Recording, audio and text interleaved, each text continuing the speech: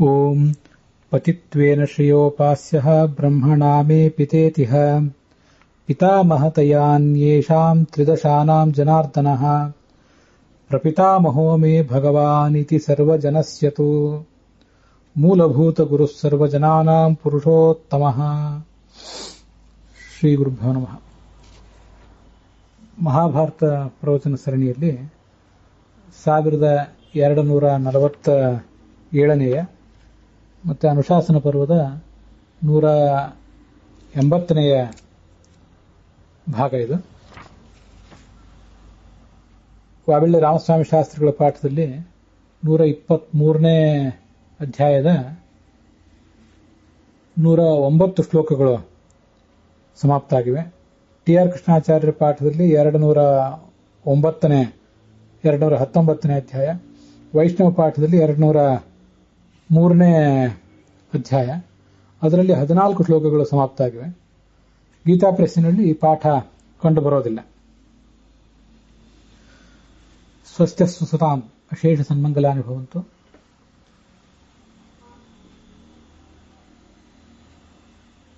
ಮನೋಭಿಮಾನಿನಃ ರುದ್ರಸ್ಯ ವಾಗಭಿಮಾನಿನೀಂ ರುದ್ರಾಣೀಂ ಪ್ರತಿ ಯೇ ಧರ್ಮಾಃ ಉಪಾದಿಶ್ಯಂತ ತೇಷಾಂ ಮಧ್ಯೆ ಅಸ್ಯ ಲೋಕಸ್ಯ ಜೀವಾನಾಂ ಏತೆ ವಿರುದ್ಧಾಃ ಭಾವಾಃ ಕುತಃ ದೃಶ್ಯಂತೆ ಕಿಂ ವಾ ತಸ್ಯ ವೈರುಧ್ಯಸ್ಯ ಕಾರಣಂ. ಕೇಚನ ಸುರೂಪಾಃ ಕೇಚನ ಕುರೂಪಾಃ ದೃಶ್ಯಂತೆ, ಕೇಚನ ಜ್ಞಾನ ವಿಜ್ಞಾನ ಸಹಿತಾಃ ಜ್ಞಾನ ಬುದ್ಧಿ ಸಹಿತಾಃ ದೃಶ್ಯಂತೆ. ಅಪರೇ ತು ಕೇಚನ ತದ್ರಹಿತಾಃ ದೃಶ್ಯಂತೆ, ಕೇಚನ ವಿವಿಧಾನ್ ಭೋಗಾನ್ ಭುಂಜಂತಃ, ಅಪರೇ ಕೇಚನ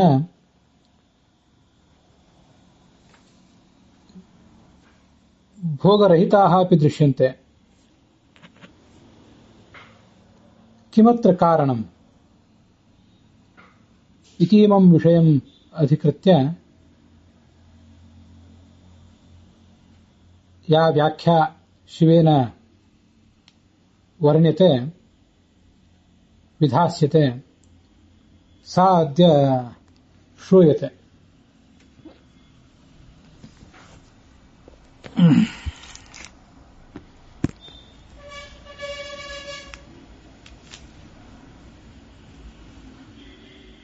ಹೇ ದೇವ, ಕೇಚನ ಮಾನುಷಾಃ, ಕೆಲವರು ತೀವ್ರವಾದಂತಹ ಪ್ರಯತ್ನ ಪಡ್ತಿದ್ದಾರೆ. ಜ್ಞಾನ ವಿಜ್ಞಾನ ಬುದ್ಧಿ ಯಾವುದೂ ಅವರಿಗೆ ಇಲ್ಲದಂತಾಗಿದೆ. ಯಾವ ಕರ್ಮದಿಂದ ಅವರಿಗೆ ಹೀಗಾಗಿದೆ ಅನ್ನೋದನ್ನು ಹೇಳು ಅಂತ ಕೇಳಿದ್ಲು ಪಾರ್ವತಿ. ಅದನ್ನ ಶಿವ ಹೀಗೆ ಅವಳಿಗೆ ಹೇಳಲಿಕ್ಕೆ ತೊಡಗಿದ.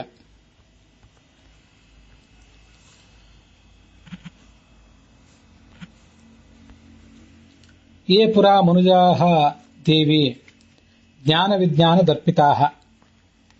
ಈ ಜಗತ್ತಿನಲ್ಲಿ ಹಿಂದೆ ಯಾವುದಾದ್ರೂ ಒಂದು ಪ್ರಸಂಗದಲ್ಲಿ ಅವರಿಗೆ ಜ್ಞಾನಾದಿಗಳು ಇದ್ದಾಗ, ಜ್ಞಾನ ವಿಜ್ಞಾನ ಇತ್ಯಾದಿಗಳಿದ್ದಾಗ ಅದರ ದರ್ಪದಿಂದ ತಮ್ಮ ಸುತ್ತಮುತ್ತಲಿದ್ದಂಥವರನ್ನ ಕೇವಲವಾಗಿ ಕಂಡಂಥ ಒಂದು ಪರಿಣಾಮದಿಂದಾಗಿ ಅವರಿಗೆ ಇಂಥ ದುರ್ಗುಣಗಳು ಬಂದಿವೆ ಅಂತ ನಾವು ತಿಳಿದುಕೊಳ್ಬೇಕು. ತಮ್ಮನ್ನು ತಾವು ಹೊಗಳ್ಕೋತಾರೆ, ಇನ್ನೊಬ್ಬರನ್ನ ಸಂತಾಪಕ್ಕೆ ಗುರಿ ಮಾಡ್ತಾರೆ, ಅಥವಾ ಮತ್ತೊಬ್ರು ಯಾರೆಲ್ಲಾದ್ರೂ ಜ್ಞಾನ ಇದ್ರೆ ಅದನ್ನು ಸಹಿಸಿಕೊಳ್ಳಿಕ್ಕಾಗದೆ ಅಸೂಯೆ ಪಡ್ತಾರೆ. ಅವರು ಜನ್ಮಾಂತರದಲ್ಲಿ ಎಷ್ಟೇ ಪ್ರಯತ್ನ ಪಟ್ಟರೂ ಕೂಡ ಜ್ಞಾನ ವಿಜ್ಞಾನಗಳನ್ನು ಗಳಿಸಲಿಕ್ಕಾಗದೆ ವಿವರಣ ವಚನಾಹ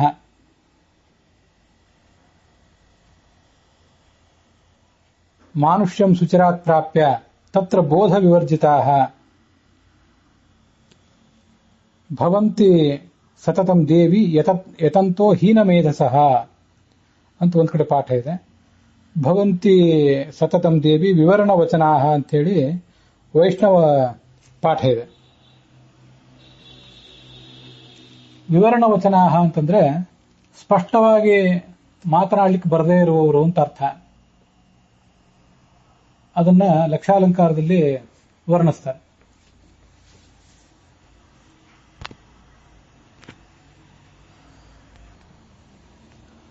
ವಿವರಣ ವಚನಾಃ ಶ್ರಮಾತ್ ವಿಗತಂ ವರ್ಣಂ ವಿಗತಾಕ್ಷರಂ ಯಥಾ ಭವತಿ ತಥಾ ಅಂಗುಲಿ ಸಂಜ್ಞಾದಿನ ವಚನಂ ಯೇಷಾಂತೆ ವಿವರಣ ವಚನಾಃ. ಮಾತನಾಡಲಿಕ್ಕೆ ಬರದಂತ ಪರಿಸ್ಥಿತಿ ಇರ್ತದೆ, ಬೆರಳ ಸನ್ನೆಗಳ ಮೂಲಕ ಮಾತನಾಡುವ ಒಂದು ಸ್ಥಿತಿಯನ್ನು ತಲುಪ್ತಾರೆ ಅಂತ ವರ್ಣನೆ ಮಾಡಿದ್ದಾರೆ. ಹೀನ ಮೇಧಸಃ ಅಂತೇಳಿ ಬೇರೆ ಕಡೆ ಪಾಠ ಇದೆ. ಅಂತೂ ಈ ಒಂದು ಜಿಜ್ಞಾಸೆ, ಪಾರ್ವತಿ ಇಟ್ಟಂತ ಜಿಜ್ಞಾಸೆ, ಶಿವ ಅದಕ್ಕೆ ಕೊಟ್ಟಂತಹ ಉತ್ತರ, ಇದೆರಡೂ ಕೂಡ ಬಹಳ ಮಹತ್ವದ್ದು. ಈ ನಹಿ ಜ್ಞಾನೇನ ಸದೃಶಂ ಪವಿತ್ರಮಿಹ ವಿದ್ಯತೆ, ಜಗತ್ತಿನಲ್ಲಿ ಅತ್ಯಂತ ಪವಿತ್ರವಾದದ್ದು ಅಂದ್ರೆ ಜ್ಞಾನ. ಆಲಸ್ಯ, ಅಜ್ಞಾನ ಇವೆಲ್ಲ ದೊಡ್ಡ ವೈರಿಗಳು. ಇಂಥ ಅಜ್ಞಾನ ಮನುಷ್ಯನಿಗೆ ಯಾಕೆ ಬಂದು ಅಂಟಿಕೊಳ್ತದೆ? ಅನೇಕ ಜನರಿಗೆ ತಾವು ಅಜ್ಞಾನಿಗಳಾಗಿರ್ತೀವಿ ಅಂತ ಗೊತ್ತಿರ್ತದೆ, ತಮ್ಮ ಅಜ್ಞಾನವನ್ನು ಪರಿಹರಿಸಿಕೊಳ್ಳುವ ಪ್ರಯತ್ನ ಪಡ್ತಿರ್ತಾರೆ, ಆದರೆ ಸಾಧ್ಯ ಆಗಿರೋದಿಲ್ಲ. ಮತ್ತು ಕೆಲವರಿಗೆ ತಮ್ಮಲ್ಲಿರುವಂತಹ ಅಜ್ಞಾನದ ಸ್ಥಿತಿಯೇ ತಿಳಿದಿರೋದಿಲ್ಲ. ಇಂಥ ಹೀನ ಸ್ಥಿತಿಯಲ್ಲಿ ಮನುಷ್ಯ ಇರ್ತಾನೆ. ಅದಕ್ಕಾಗಿ ಅದಕ್ಕೇನು ಕಾರಣ ಅಂತ ಪ್ರತಿಯೊಬ್ಬನೂ ಕೂಡ ಆಲೋಚನೆ ಮಾಡಬೇಕು. ಈಗ ಅಜ್ಞಾನಿಯಾಗಿರುವವನು ಆಲೋಚನೆ ಮಾಡಬೇಕು, ಈಗ ಜ್ಞಾನಿಯಾಗಿರುವವನು ಆಲೋಚನೆ ಮಾಡಬೇಕು. ತಮ್ಮನ್ನು ತಾವು ಹೊಗಳಿಕೊಳ್ಳುವುದನ್ನ ನಿಲ್ಲಿಸಬೇಕು. ಇನ್ನೊಬ್ಬರ ಜ್ಞಾನದ ಬಗ್ಗೆ ಯಾವತ್ತೂ ಕೂಡ ಅಸೂಯೆ ಇರಬಾರದು. ಜ್ಞಾನಾಹಂಕಾರ ಮೋಹಿತಾಃ ಜ್ಞಾನಾಧಿಕ್ಯೇನ ತರ್ಪಿತಾಃ ಜ್ಞಾನಾತ್ ಅಸೂಯಾಂ ಕುರುವಂತಿ ನ ಸಹಂತ್ಯೇವ ಚ ಅಪರಾನ್. ಮತ್ತೊಬ್ಬರು ಯಾರೇ ಜ್ಞಾನಿಗಳಿದ್ರೆ ಆ ಜ್ಞಾನಿಗಳಾದವರನ್ನ ಗೌರವಿಸಬೇಕು, ಅವರಲ್ಲಿರುವಂತಹ ಜ್ಞಾನಕ್ಕೆ ಮನ್ನಣೆ ಕೊಡಬೇಕು. ಅವರು ಯಾವ ವರ್ಗದಲ್ಲೇ ಇರಲಿ, ಯಾವ ಲಿಂಗದವರೇ ಆಗಿರಲಿ, ಅಂಥವರನ್ನ ಗೌರವಿಸುವಂತಹ ಪ್ರವೃತ್ತಿಯನ್ನ ರೂಢಿಸಿಕೊಳ್ಬೇಕು. ಇವೆಲ್ಲ ಕಾರಣಗಳಿಂದಾಗಿ ಮುಂದೆ ತನ್ನ ಜ್ಞಾನವನ್ನು ಉಳಿಸ್ಕೊಳ್ಳಿಕ್ಕೆ ಸಾಧ್ಯ ಆಗ್ತದೆ. ತುಂಬಾ ಕಷ್ಟದ ಸಂಗತಿ ಏನು, ಎಷ್ಟೋ ಬಾರಿ ನನಗಿದು ಅನಿಸಿದ್ದಿದೆ, ಕೇಳುವಂತ ನಿಮಗೂ ಎಲ್ರಿಗೂ ಕೂಡ ಅನಿಸಿದ್ದಿರಬಹುದು. ಜ್ಞಾನವನ್ನು ಗಳಿಸುವುದು ಎಷ್ಟು ಕಷ್ಟ. ದೊಡ್ಡ ಮೇಧಾವಿ ಆದವನು ಕೂಡ ಒಂದು ಬಾರಿ ಸತ್ತು ಹುಟ್ಟಿದರೆ ಮತ್ತೆ ಚಿಕ್ಕ ಮಗುವಾಗಿ ಹುಟ್ಟುತ್ತಾನೆ. ಆ ಮಗುವಾಗಿ ಹುಟ್ಟಿದವನು ಮತ್ತೆ ಅಕಾರದಿಂದ ಅಭ್ಯಾಸವನ್ನು ಪ್ರಾರಂಭಿಸಬೇಕು, ಈ ಅಂತ ಅಭ್ಯಾಸವನ್ನು ಪ್ರಾರಂಭಿಸಬೇಕು. ಮಾತನಾಡಲಿಕ್ಕೆ ನಿಧಾನವಾಗಿ ಕಲಿಬೇಕು. ಹಿಂದಿನ ದೊಡ್ಡ ಪಾಂಡಿತ್ಯ, ದೊಡ್ಡ ಜ್ಞಾನ, ವಿಜ್ಞಾನ ಏನೇ ಇದ್ರೂ ಅದೀಗ ಯಾವುದು ಒಮ್ಮೆಲೆ ಆತನಿಗೆ ಕೈಗೆ ಬರೋದಿಲ್ಲ. ಆ ಸಂಸ್ಕಾರ ಅವನ ಮನಸ್ಸಲ್ಲಿ ಉಳಿದಿರ್ತದೆ, ಅದು ವಿಷಯ ಬೇರೆ. ಆ ಸಂಸ್ಕಾರವೂ ಕೂಡ ಆತನಿಗೆ ಕೂಡಲೇ ಉಪಯೋಗಕ್ಕೆ ಬರಬೇಕಾದ್ರೆ ತೀವ್ರವಾದಂತಹ ಪ್ರಯತ್ನ ಬೇಕಾಗ್ತದೆ. ನಾವು ಮಾಡುವ ಪ್ರಯತ್ನಗಳಲ್ಲಿ ಸ್ವಲ್ಪ ಹೆಚ್ಚು ಕಡಿಮೆ ಆದರೂ ಕೂಡ ಮನುಷ್ಯ ಜ್ಞಾನ ವಿಜ್ಞಾನಗಳಿಂದ ವಂಚಿತನಾಗಿ ಬದುಕುವಂತ ಪ್ರಸಂಗ ಬರ್ತದೆ. ಜ್ಞಾನ ಅದಕ್ಕಾಗಿ ನಮಗೆ ಸಿಕ್ಕಾಗ, ಒಂದು ಬಾರಿ ಜ್ಞಾನ ಸಿಕ್ಕಾಗ ಬಹಳ ಜತನದಿಂದ ಅದನ್ನ ಕಾಪಾಡಿಕೊಳ್ಬೇಕು. ಇನ್ನೊಬ್ಬರ ಜ್ಞಾನವನ್ನು ನೋಡಿ ಅಸೂಯೆ ಪಡಬಾರದು, ತಮ್ಮನ್ನು ತಾವು ಹೊಗಳಿಕೊಳ್ಳಬಾರದು, ಅಜ್ಞಾನಿಗಳನ್ನ ನಿಂದಿಸಬಾರದು. ಜಗತ್ತಿನಲ್ಲಿ ಜ್ಞಾನಿಗಳು ಅನೇಕ ಜನ ಇದ್ದಾರೆ, ಅಜ್ಞಾನಿಗಳು ಅನೇಕ ಜನ ಇದ್ದಾರೆ. ನಮ್ಮ ಎಲ್ಲರ ಜೀವನ ನನಗನ್ಸೋದಿಲ್ಲ, ಒಂದು ಹಾವು ಏಣಿ ಆಟದಂತೆ ಇರ್ತದೆ. ಯಾವುದೋ ಒಂದು ದೊಡ್ಡ ಏಣಿ ಸಿಕ್ಕಿತು, ಒಮ್ಮೆಲೆ ಮೇಲೆ ಹತ್ತಿದವು. ಮತ್ತೊಂದು ಯಾವುದೋ ಹಾವು ಕಚ್ಚಿತು, ಕೆಳಗೆ ಸರ್ರನ್ನು ಇಳಿದು ಬಿದ್ದವು. ಮತ್ತೊಂದು ಏಣಿ ಸಿಗುವ ತನಕ ಕಾಯಬೇಕು. ಸಾಧನೆಯಲ್ಲಿ ಒಂದು ಹಂತ ತಲುಪುವ ತನಕನೂ ಕೂಡ ಇಂಥ ಏಳು ಬೀಳುಗಳೆಲ್ಲ ಇದ್ದದ್ದೇ. ಆದ್ರಿಂದ ಈ ಜನ್ಮದಲ್ಲಿ ಒಬ್ಬ ಅಜ್ಞಾನಿಯಾಗಿದ್ದಾನೆ ಅಂತಾದ್ರೆ, ಸರಿಯಾಗಿ ಮಾತನಾಡಲಿಕ್ಕೆ ಬರದೇ ಇರುವಂಥವನು, ಅದು ಹಿಂದಿನ ಶ್ಲೋಕದಲ್ಲಿ ಬಂತು, ಸ್ಪಷ್ಟಾಕ್ಷರ ಇತ್ಯಾದಿ ಶಬ್ದ ಬಂತು, ಅಂಥ ಒಬ್ಬ ವ್ಯಕ್ತಿ ಇದ್ದಾನೆ ಅಂತಾದ್ರೆ ಅವನು ಸಹಜವಾಗಿಯೇ ಹಿಂದಿನ ಜನ್ಮದಲ್ಲೂ ಅದರ ಹಿಂದಿನ ಜನ್ಮದಲ್ಲಿಯೂ ಎಂದೆಂದಿಗೂ ಆತ ಅಜ್ಞಾನಿಯೇ ಆಗಿರ್ತಾನೆ ಅಂತಿಲ್ಲ. ದೊಡ್ಡ ಜ್ಞಾನಿಯೇ ಆಗಿದ್ದಿರಬಹುದು. ಪ್ರಾರಬ್ಧ ಕರ್ಮದ ಕಾರಣದಿಂದಾಗಿ ಈ ಜನ್ಮದಲ್ಲಿ ಆತನ ಜ್ಞಾನ ಬೂದಿ ಮುಚ್ಚಿದ ಕೆಂಡದಂತೆ ಇರಬಹುದು. ಅಂಥವನನ್ನ ನಿಂದಿಸಿದ್ರಿಂದ ನಮಗೆ ಬಂದಂಥ ಉಪಯೋಗ ಏನು? ಆದಂಥ ಹಾನಿಯೇ ಬಹಳ ಆಗಿಬಿಡ್ತದೆ. ಇದರ ಬಗ್ಗೆ ನಾವು ಎಚ್ಚರಿಕೆಯಿಂದಿರಬೇಕು. ಮತ್ತೆ ನಾವಿವತ್ತು ಜ್ಞಾನವನ್ನು ಗಳಿಸಿದ್ದೇವೆ ಅಂತ ಏನು ಅನ್ಕೊಂಡಿದ್ದೇವಲ್ಲ, ಈ ಜ್ಞಾನವನ್ನು ಒಂದೇ ದಿವಸದಲ್ಲಿ ಏನು ಗಳಿಸಲಿಲ್ಲಲ್ಲ. ದೊಡ್ಡ ದೊಡ್ಡ ದೇವತೆಗಳು ಕೂಡ ಅನೇಕ ಕಲ್ಪಗಳ ಕಾಲ ಸಾಧನೆ ಮಾಡಿ, 10 ಕಲ್ಪ, 20 ಕಲ್ಪ, 50, 100 ಕಲ್ಪಗಳ ಕಾಲ ಸಾಧನೆ ಮಾಡಿ ಮೊದಲು ಪರೋಕ್ಷ ಜ್ಞಾನವನ್ನ, ಶಾಸ್ತ್ರ ಜ್ಞಾನವನ್ನ, ಮುಂದೆ ಭಗವಂತನ ಅಪರೋಕ್ಷ ಜ್ಞಾನವನ್ನ, ಸಾಕ್ಷಾತ್ಕಾರವನ್ನು ಪಡ್ಕೊಂಡಿರ್ತಾರೆ. ಅಂತಹ ದೊಡ್ಡ ದೊಡ್ಡ ದೇವತೆಗಳ ಸ್ಥಿತಿಯೇ ಆಗಿರುವಾಗ ನಮಗಿವತ್ತು ಏನು ಜ್ಞಾನ ಬಂದಿದೆ ಅಂತ ನಾವು ಅನ್ಕೊಂಡಿದ್ದೇವೆ, ಯಾವ ಜ್ಞಾನದ ಬಗ್ಗೆ ನಾವು ವಿಸ್ಮಿತರಾಗಿಬಿಟ್ಟಿದ್ದೇವೆ. ವಿಸ್ಮಿತರಾಗುವುದು ಅಂದ್ರೆ ಆಶ್ಚರ್ಯ ಪಡುವುದು ಮತ್ತು ದುರಹಂಕಾರ ಪಡುವುದು, ಎರಡೂ ವಿಸ್ಮಿತರಾಗುವುದೇ ಆಗಿಬಿಟ್ಟಿದ್ದೇವಲ್ಲ. ಇದು ಒಂದೇ ಜನ್ಮದಲ್ಲಿ ಏನು ಬಂದದ್ದಲ್ಲ, ಅನೇಕ ಜನ್ಮಗಳ ಸಾಧನೆಯ ಮೂಲಕನೇ ಇಂಥ ಒಂದು ಜ್ಞಾನ ಬಂದಿದೆ. ಇವತ್ತು ಏಣಿಯನ್ನು ಏರಿ ಇಲ್ಲಿದ್ದೇವೆ, ನಾಳೆ ಹಾವು ಕಚ್ಚಿದ್ರೆ ಮತ್ತೊಂದು ಕಡೆ ಎಲ್ಲೋ ಕೆಳಗೆ ಹೋಗಿ ಬೀಳಬಹುದು. ಇವತ್ತು ನಮ್ಮ ಕಣ್ಣೆದುರಿಗೆ ಅನೇಕ ಜನ ಹಾವು ಕಚ್ಚಿಸಿಕೊಂಡವರು, ಏಣಿಗಾಗಿ ಪರಿತಪಿಸುವವರು, ಚಡಪಡಿಸುವವರು ಕಣ್ಮುಂದೆ ಇರ್ತಾರೆ. ನಾಳೆ ನಮಗೆ ಅಂತ ಸ್ಥಿತಿ ಬರಬಹುದು. ಆದ್ರಿಂದ ಮತ್ತೊಬ್ಬರನ್ನ ಅಜ್ಞಾನಿಗಳು ಅಂತ ಹೇಳುವ ಅಧಿಕಾರ, ಅವ್ರನ್ನು ನಿಂದಿಸುವ ಅಧಿಕಾರ ನಮಗೇನಿದೆ? ಯಾವುದೋ ಕಾರಣದಿಂದ ಅವರು ಅಜ್ಞಾನಿಗಳಾಗಿದ್ದಾರೆ, ಮತ್ತೊಂದು ಯಾವುದೋ ಕಾರಣದಿಂದ ನಾವು ಅಜ್ಞಾನಿಗಳಾಗಿ ಒದ್ದಾಡುವಂಥ ಪ್ರಸಂಗ ನಮಗೂ ಬರಬಹುದು. ಮನುಷ್ಯ ಅದರ ಬಗ್ಗೆ ಎಚ್ಚರಿಕೆಯಿಂದಿರಬೇಕು. ಹೀಗೆ ಬಂದಂಥ ಜ್ಞಾನವನ್ನ ಬಹಳ ಜತನದಿಂದ ಕಾಪಾಡಿಕೊಳ್ಬೇಕು ಅಂತ ಹೇಳುವುದು ಈ ಒಂದು ಉದ್ದೇಶಕ್ಕಾಗಿ. ಜ್ಞಾನ ಅಂತ ಬಹಳ ಪವಿತ್ರವಾದದ್ದು.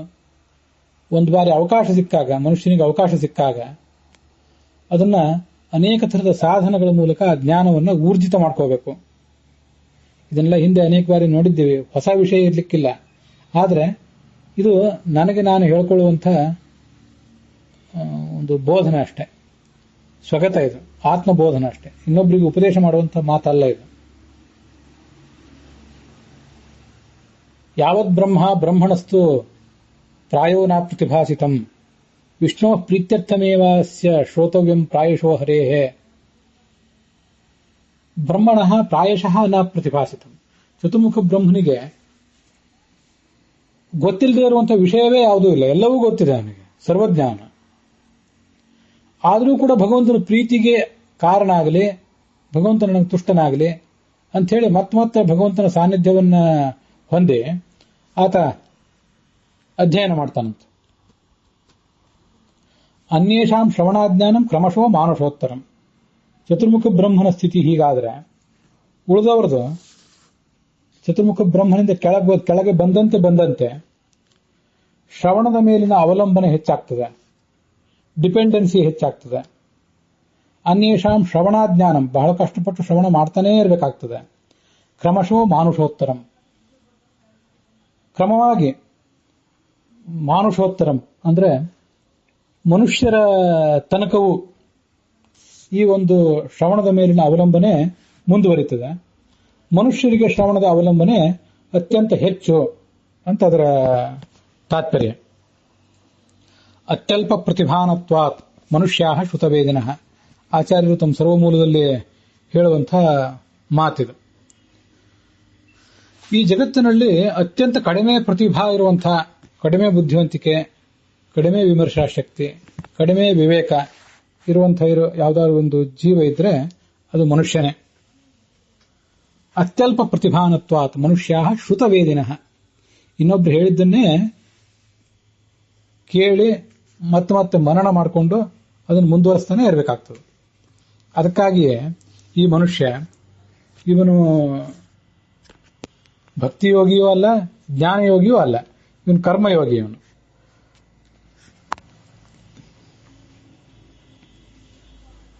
ಕರ್ಮಗಳನ್ನ ಶಾಸ್ತ್ರದ ಮೂಲಕ ತಿಳ್ಕೊಂಡು ತಾನು ಯಾವ ಕರ್ಮಗಳನ್ನು ಮಾಡಬೇಕು ಅಂತ ಅನ್ನೋದನ್ನು ತಿಳ್ಕೊಂಡು ಆ ಮೂಲಕ ಭಗವಂತನ ಗುಣಗಳನ್ನು ತಿಳ್ಕೊಳ್ಳುವಂತಹ ಪ್ರಯತ್ನ ಮಾಡಬೇಕಾದಂತಹ ಕರ್ಮಯೋಗಿ ಈ ಮನುಷ್ಯ.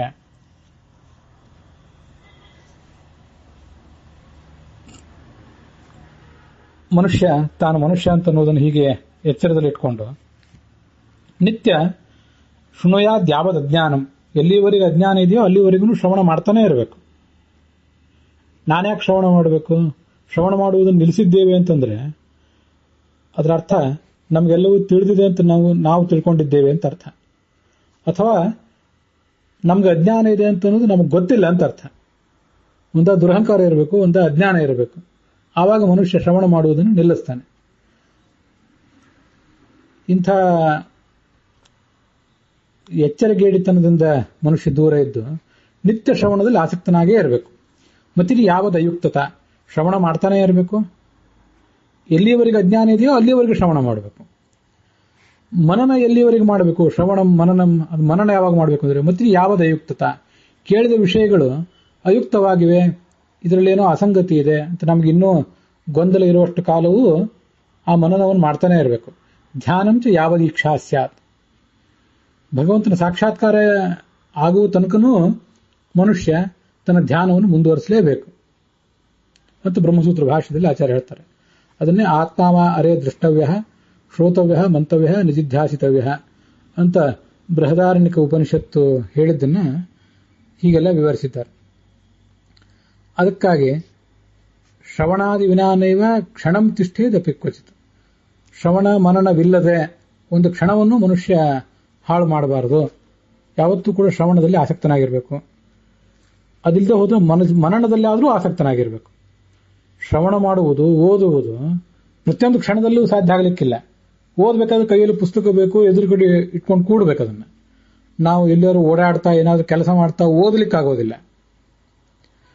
ಏನಾದರೂ ಕೆಲಸ ಮಾಡ್ತಾ ಶ್ರವಣ ಮಾಡಬಹುದು, ಆದರೆ ಓದಲಿಕ್ಕೆ ಸಾಧ್ಯ ಆಗೋದಿಲ್ಲ. ಆದರೆ ಮನನವನ್ನು ಮಾತ್ರ ಯಾವತ್ತೂ ಕೂಡ ಮನುಷ್ಯ ಮಾಡಬಹುದು. ಏನಾದರೂ ಬೇರೆ ಕೆಲಸಗಳನ್ನು ಮಾಡ್ತಾ ನಮ್ಮ ಕೈ ಕಾಲುಗಳು ಬೇರೆ ಕೆಲಸದಲ್ಲಿ ತೊಡಗಿದ್ದಾಗಲೂ ಕೂಡ ಮನುಷ್ಯ ಮನನವನ್ನು ಮುಂದುವರಿಸಬಹುದು. ಸ್ಮರಣೋಪಾಸನಂ ಚೈವ ಧ್ಯಾನಾತ್ಮಕಮಿತಿ ದ್ವಿಧ, ಸ್ಮರಣಂ ಸರ್ವದಾ ಯೋಗ್ಯಂ ಧ್ಯಾನೋಪಾಸನ ಮಾಸನೆ ಅಂತ ಬ್ರಹ್ಮಸೂತ್ರ ಭಾಷ್ಯದಲ್ಲಿ ಹೇಳ್ತಾರೆ. ಈ ಉಪಾಸನೆ ಅನ್ನೋದಿದೆಯಲ್ಲ, ಉಪಾಸನೆ ಅಂತಂದ್ರೆ ದೇವರ ಎದುರಿಗೆ ಕೂತ್ಕೊಂಡು ಪದ್ಮಾಸನದಲ್ಲಿಯೋ ಮತ್ತೆ ಯಾವುದೋ ಆಸನದಲ್ಲಿ ಕೂತ್ಕೊಂಡು ಬೆನ್ನನ್ನು ನೇರವಾಗಿ ಇಟ್ಕೊಂಡು ಹಾಗೇ ಉಪಾಸನೆ ಮಾಡಬೇಕು ಅಂತಲ್ಲ. ಸ್ಮರಣೋಪಾಸನ ಮತ್ತು ಧ್ಯಾನೋಪಾಸನ ಅಂತ ಎರಡು ಥರದ ಉಪಾಸನೆಗಳಿವೆ ಅಂತೆ. ಸ್ಮರಣೋಪಾಸನಂ ಚೈವ ಧ್ಯಾನಾತ್ಮಕಮಿತಿ ದ್ವಿಧ, ಸ್ಮರಣಂ ಸರ್ವದಾ ಯೋಗ್ಯಂ. ನಾವು ಭಗವಂತನನ್ನು ನೆನಪಿಸಿಕೊಳ್ಳುವುದು, ಭಗವಂತನ ರೂಪವನ್ನು ನೆನಪಿಸಿಕೊಳ್ಳುವುದು, ಅಥವಾ ನಾವು ಕೇಳಿದ ಓದಿದ ವಿಷಯಗಳನ್ನು ಮನನ ಮಾಡಿಕೊಳ್ಳುವುದು ಸರ್ವದಾ ಯೋಗ್ಯಂ. ಬೇರೆ ಯಾವುದೇ ಕೆಲಸವನ್ನು ಮನುಷ್ಯ ಮಾಡ್ತಾ ಇರುವಾಗಲೂ ನಿದ್ರೆ ಒಂದನ್ನು ಬಿಟ್ಟರೆ, ನಿದ್ರೆ ಸಂದರ್ಭದಲ್ಲಿಯೂ ಮನನ ಮಾಡಲಿಕ್ಕೆ ಸ್ಮರಣ ಮಾಡ್ಕೊಳ್ಳಿಕ್ಕೆ ನಮ್ಮಂಥವ್ರಿಗೆ ಆಗ್ಲಿಕ್ಕಿಲ್ಲ. ಆದರೆ ಆ ನಿದ್ರೆ ಒಂದು ಸಂದರ್ಭ ಬಿಟ್ಟರೆ ಬೇರೆ ಯಾವುದೇ ಕೆಲಸ, ದೈಹಿಕವಾದ ಕೆಲಸ ನಮ್ಮಿಂದ ನಡೆದಾಗ ಅದನ್ನು ಸರ್ವದಾ ಮಾಡಬಹುದು ಮನುಷ್ಯ. ಸ್ಮರಣಂ ಸರ್ವದಾ ಯೋಗ್ಯಂ ಧ್ಯಾನೋಪಾಸನ ಮಾಸನೆ. ಆಚಮನ ಮಾಡಿ, ಪ್ರಾಣಾಯಾಮ ಮಾಡಿ, ಅಂಗನ್ಯಾಸ ಕರನ್ಯಾಸ ಮಾಡಿ, ಧ್ಯಾನ ಶ್ಲೋಕ ಹೇಳಿ ಕೂತ್ಕೊಳ್ಳುವುದೇನಿದೆಯಲ್ಲ ಅದು ಧ್ಯಾನೋಪಾಸನ. ಆ ಧ್ಯಾನೋಪಾಸನೆಯನ್ನು ಯಾವಾಗಲೂ ಮಾಡಲಿಕ್ಕಾಗದೆ ಹೋದ್ರೂ ಸ್ಮರಣೋಪಾಸನವನ್ನು ನಾವು ನಮ್ಮ ಜೀವಮಾನದಲ್ಲಿ ಅನೇಕ ಹಂತಗಳಲ್ಲಿ ದೈನಂದಿನ ಅನೇಕ ಕೆಲಸಗಳ ಜೊತೆಗೇನೆ ಅದೆಲ್ಲವನ್ನು ಕೂಡ ಮಾಡಬಹುದು. ಇಷ್ಟನ್ನೆಲ್ಲ ಮಾಡ್ತಾ ಇದ್ರೆ ಮನುಷ್ಯನಿಗೆ ಆ ಜ್ಞಾನ ಅಂತನ್ನೋದು ಬರ್ಲಿಕ್ಕೆ ಸಾಧ್ಯ. ಆದ್ರಿಂದ ಜ್ಞಾನದ ಬಗ್ಗೆ ಅಸೂಯೆ ಇರಬಾರದು. ಯಾರೇ ಜ್ಞಾನಿಗಳಾದವರು ಇದ್ರೂ ಕೂಡ ತದ್ವಿಧಿ ಪ್ರಣಿಪಾತೇನ ಪರಿಪ್ರಶ್ನೇನ ಸೇವೆಯ ಉಪದೇಕ್ಷಂತಿ ತೇ ಜ್ಞಾನಂ ಜ್ಞಾನಿನ ತತ್ವದರ್ಶಿನ ಅಂತ ಭಗವದ್ಗೀತಾದಲ್ಲಿ ಹೇಳಿದಂತೆ, ಪ್ರಣಿಪಾತೇನ ಜ್ಞಾನಿಗಳು ನಮ್ಗಿಂತ ಹಿರಿಯರಾಗಿದ್ದರೆ ಅವರಿಗೆ ನಮಸ್ಕರಿಸಿ, ಪರಿಪ್ರಶ್ನೆಯನ್ನ ಅವರನ್ನು ನಾನಾ ವಿಧವಾಗಿ ಅವರ ಎದುರಿಗೆ ಜಿಜ್ಞಾಸೆಗಳನ್ನು ಒಡ್ಡಿ, ದೊಡ್ಡವರಾಗಿದ್ದರೆ ಅವರಿಗೆ ಸೇವಾ ಮಾಡಿ, ಅವರ ಮೂಲಕ ಶಾಸ್ತ್ರಗಳನ್ನು ಕೇಳ್ಕೋಬೇಕು. ಅವರು ನಿನಗೆ ಎಲ್ಲವನ್ನೂ ಕೂಡ ಉಪದೇಶಿಸ್ತಾರೆ. ದೊಡ್ಡವರಾಗಿದ್ರೆ ಅಂತ ಯಾಕೆ ಹೇಳಿದೆ ಅಂದ್ರೆ, ಕೆಲವು ಬಾರಿ ಜ್ಞಾನಿಗಳು ವಯಸ್ಸಿನಿಂದ ನಮಗಿಂತ ಚಿಕ್ಕವರಾಗಿಯೂ ಇರಬಹುದು. ಅಂಥವರಿಗೆ ನಮಸ್ಕಾರ ಕೆಲವು ಬಾರಿ ಮಾಡಬೇಕಾಗ್ತದೆ, ಕೆಲವು ಬಾರಿ ಮಾಡುವುದು ಉಚಿತ ಆಗೋದಿಲ್ಲ. ಅಂತೂ ಶ್ರವಣವನ್ನು ಯಾವುದೇ ದೃಷ್ಟಿಯಿಂದಲೂ ಮಾಡಬೇಕು. ಆ ಶ್ರವಣವನ್ನು ಮಾಡಲಿಕ್ಕೆ, ಜಿಜ್ಞಾಸೆಗಳನ್ನು ಮುಂದಿಡಲಿಕ್ಕೆ ಯಾವುದೇ ರೀತಿಯಾದಂತಹ ಅಸೂಯೆ, ದುರಾಗ್ರಹಗಳು ಮನುಷ್ಯನಿಗೆ ಇರಬಾರದು ಅಂತ ಅರ್ಥ. ಅದನ್ನೇ ಅಲ್ಲೆಲ್ಲ ಆ ಶ್ಲೋಕಗಳಲ್ಲಿ ಜ್ಞಾನಾಧಿಕ್ಯೇನ ದರ್ಪಿತಃ ಜ್ಞಾನಾತ್ ಅಸೂಯಾಂ ಕುರುವಂತೆ, ಅಸೂಯೆ ಮಾಡಿದರೆ ಅಜ್ಞಾನಿಗಳಾಗಿ ಹುಟ್ಟುತ್ತಾರೆ. ನ ಸಹಂತೇಚ ಅಪರಾನ್, ಇನ್ನೊಬ್ಬರ ಬಗ್ಗೆ ತೀವ್ರವಾದಂತಹ ಅಸಹನೆ ಇದ್ದರೆ ಅದೆಲ್ಲವೂ ಕೂಡ ಮತ್ತೆ ಅಜ್ಞಾನಕ್ಕೆ ಕಾರಣ ಆಗ್ತದೆ ಅಂತ ಅದರ ತಾತ್ಪರ್ಯ ಆಗ್ತದೆ. ನಾವಿದನ್ನ ಶಾಂತಿ ಪರ್ವದಲ್ಲಿ ಹಿಂದೆ ನೋಡಿದ್ದೇವೆ. ಆಚಾರ್ಯರು ಸರ್ವಮೂಲದಲ್ಲಿ ಒಂದು 3-4 ಕಡೆ ಅದನ್ನು ಉಲ್ಲೇಖಿಸಿದ್ದಾರೆ ಕೂಡ. ಮಗ್ನಸ್ಯ ಹಿ ಪರೇ ಅಜ್ಞಾನೇ ತಥೋ ದುಃಖತರಂ ನುಕಿಂ. ಗಾಢವಾದ ಅಜ್ಞಾನದಲ್ಲಿ ಮುಳುಗಿದವನಿಗೆ, ಆತ್ಯಂತಿಕವಾದ ಅಜ್ಞಾನ ಅದು ವಿಷಯ ಬೇರೆ. ತಮೋಯೋಗ್ಯರಾದವರಿಗೆ, ಭಗವಂತನ ದ್ವೇಷಿಗಳಾದವರಿಗೆ ಎಂದೆಂದೂ ನೀಗಿಕೊಳ್ಳದ ಅಜ್ಞಾನ ಇದ್ದರೆ ಅದಕ್ಕೆ ಪರಿಹಾರವೇ ಇಲ್ಲ. ಅದು ದೊಡ್ಡ ದುಃಖದ ಸ್ಥಿತಿಯೇ. ಈ ಜಗತ್ತಿನಲ್ಲಿ ಇನ್ನು ಕೆಲವು ದಿವಸಗಳ ನಂತರ ಈ ಅಜ್ಞಾನದ ಪರಿಹಾರ ಸಾಧ್ಯ ಇದೆ. ಅಲ್ಲಿಯವರೆಗಾದರೂ ಪ್ರಾರಬ್ಧ ಕರ್ಮದ ಕಾರಣದಿಂದಾಗಿ ಇದನ್ನು ಅನುಭವಿಸಲೇಬೇಕು ಅನ್ನೋ ಸ್ಥಿತಿ ಇದ್ದಾಗಲೂ ಆ ಅಜ್ಞಾನದಲ್ಲಿ ಮುಳುಗಿರುವುದು ಎಷ್ಟು ದೊಡ್ಡ ದುಃಖದ ಸಂಗತಿ ಅದು. ಆದರೆ ತಾವು ಅಜ್ಞಾನದಲ್ಲಿ ಮುಳುಗಿದ್ದೇವೆ ಅಂತ ಅನ್ನೋದು ಕೆಲವರಿಗೆ ಗೊತ್ತಾಗ್ತದೆ, ಕೆಲವರಿಗೆ ಗೊತ್ತಾಗೋದಿಲ್ಲ. ಇದೆಲ್ಲ ನಾವು ನಿತ್ಯ ನಮ್ಮ ಮನಸ್ಸಿನಲ್ಲಿ ಆಲೋಚನೆ ಮಾಡಿಕೊಳ್ಬೇಕಾದಂತಹ ಕೆಲವು ಸಂಗತಿಗಳು. ಹಾಗಿದ್ದಾಗ ನಾವು ಗಳಿಸಿದಂತಹ ಅಲ್ಪ ಸ್ವಲ್ಪವಾದರೂ ಈ ಜ್ಞಾನ ಮತ್ತೆ ಈ ಜನ್ಮದಲ್ಲಿ, ಈ ಜನ್ಮದ ಕೊನೆ ಕಾಲದಲ್ಲಿ ಅಥವಾ ಮುಂದಿನ ಜನ್ಮದಲ್ಲಿ ನಮ್ಮ ಕೈ ಹಿಡಿತದೆ. ಜ್ಞಾನ ಅಂತನ್ನೋದು ಎಷ್ಟು ಕ್ಷಣಿಕವಾದ್ದು, ನಮಗಿದ್ರ ಅನುಭವ ಇರ್ತದೆ. ಚಿಕ್ಕ ಮಕ್ಕಳಾಗಿದ್ದಾಗ ಜ್ಞಾನ ಇರೋದಿಲ್ಲ. ಬಾಲಸ್ತಾವತ್ ಕ್ರೀಡಾಸಕ್ತ ತರುಣಸ್ತಾವತ್ ತರುಣೀಸಕ್ತ ಅಂತ ಶಂಕರಾಚಾರ್ಯರು ಹೇಳುವಂತೆ, ಬಾಲಕ ಆಟದಲ್ಲಿ ತೊಡಗಿರ್ತಾನೆ, ಯುವಕ ಯುವತಿಯರು ಭೋಗದಲ್ಲಿ ತೊಡಗಿರ್ತಾರೆ. ವೃದ್ಧಸ್ತಾವತ್ ಚಿಂತಾಸಕ್ತ, ವೃದ್ಧನಾದವನು ಚಿಂತೆಯಲ್ಲಿ ತೊಡಗಿರ್ತಾನೆ. ಪರೇ ಬ್ರಹ್ಮಣಿ ಕೋಪಿನಸಕ್ತ, ಪರಬ್ರಹ್ಮನಲ್ಲಿ ಯಾರು ಆಸಕ್ತರಾಗ್ತಾರೆ, ಯಾರು ಆ ವಿಷಯದಲ್ಲಿ ಆಸಕ್ತಿ ತೋರಿಸ್ತಾರೆ. ದೇಹ ಜೀರ್ಣ ಆದಂತೆ, ಇಂದ್ರಿಯಗಳು ಜೀರ್ಣ ಆದಂತೆ ಶ್ರವಣ ಮಾಡುವ, ಮನನ ಮಾಡುವಂತಹ ಶಕ್ತಿಯು ಕೂಡ, ಧ್ಯಾನ ಮಾಡುವಂತಹ ಶಕ್ತಿಯು ಕೂಡ ಕ್ಷೀಣಿಸ್ತಾ ಹೋಗ್ತದೆ. ಮುಂದಿನ ಜನ್ಮದ ಆ ಕಡೆ ಇರಲಿ, ಈ ಜನ್ಮದಲ್ಲಿ ನಾವು ಗಳಿಸಿದ ಜ್ಞಾನ ಮುಂದಿನ ಜನ್ಮದಲ್ಲಿ ಕೂಡಲೇ ನಮಗೆ ಕೈ ಸಿಗೋದಿಲ್ಲಲ್ಲ, ಮತ್ತೆ ಬಾಲಕರಾಗಿ ಹುಟ್ಟಿ ಹಂತ ಹಂತವಾಗಿ ಮೇಲೆ ಇರಬೇಕಾಗ್ತದಲ್ಲ ಅಂತ ನಾನು ನನ್ನ ಭಾವನೆಯನ್ನು ತೋಡ್ಕೊಂಡೆ. ಅದಷ್ಟೇ ಅಲ್ಲ, ಮುಂದಿನ ಜನ್ಮದ ಆ ಕಡೆಯಲ್ಲಿ ಇದೇ ಜನ್ಮದಲ್ಲಿ ವೃದ್ಧಾಪ್ಯ ಬಂದು ಹೋದ್ರೆ ಮನುಷ್ಯನಿಗೆ ಆ ಅಜ್ಞಾನ ಮತ್ತೆ ಮೋಹ ಇತ್ಯಾದಿಗಳ ಕಾರಣದಿಂದಾಗಿ, ವಾರ್ಧಕ್ಯದ ಕಾರಣದಿಂದಾಗಿ ಬಂದಿರುವಂತಹ ಅಜ್ಞಾನ ಎಷ್ಟು ದುಃಖದಾಯಕ ಆಗ್ತದೆ. ಇದ್ರ ಬಗ್ಗೆ ಎಲ್ಲ ಬಹಳ ಎಚ್ಚರಿಕೆಯಿಂದಿರಬೇಕು.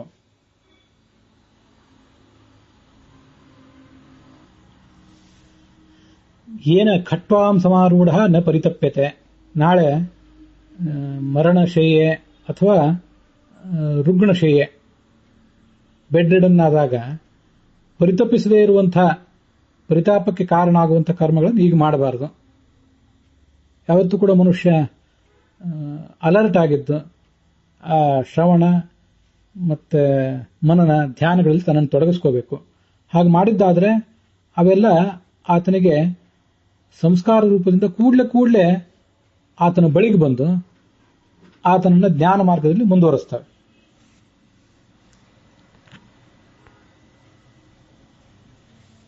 ಉಮಾದೇವಿ ಕೇಳ್ತಾಳೆ, ಭಗವನ್ ಮಾನುಷಾ ಕೇಚಿತ್ ಸರ್ವ ಕಲ್ಯಾಣ ಸಂಯುತಾ. ಕೆಲವರಿಗೆ ನಾನಾ ಥರದ ಕಲ್ಯಾಣಗಳು, ಎಲ್ಲ ಥರದ ಕಲ್ಯಾಣವೂ ಅವರಿಗೆ ಸಿಗ್ತದೆ. ಜೀವಮಾನದಲ್ಲಿ ಏನು ಸಿಗಬೇಕಾದ್ದು ಎಲ್ಲವೂ ಸಿಗ್ತದೆ. ಆದರೆ ಕೆಲವರಿಗೆ ಅದು ಸಿಗುವುದಿಲ್ಲ. ಇದಕ್ಕೇನು ಕಾರಣ? ಹೆಂಡತಿ, ಮಕ್ಕಳು, ಗುಣವಂತರಾದಂತಹ ಪತ್ನಿ ಪುತ್ರರು, ದಾಸಿ ದಾಸರು ವ್ಯಾಧಿರಹಿತರಾಗಿ ಯಾವುದೇ ಬಾಧೆ ಇಲ್ಲದೆ ಆರೋಗ್ಯ, ಬಲ ಇತ್ಯಾದಿಗಳನ್ನು ಪಡ್ಕೊಂಡು ಬದುಕ್ತಾ ಇರ್ತಾರೆ ಅವರು. ಆದರೆ ಎಲ್ಲರಿಗೂ ಈ ತರ ಬದುಕುವ ಅವಕಾಶ ಸಿಗೋದಿಲ್ಲಲ್ಲ. ಇದಕ್ಕೇನು ಕಾರಣ?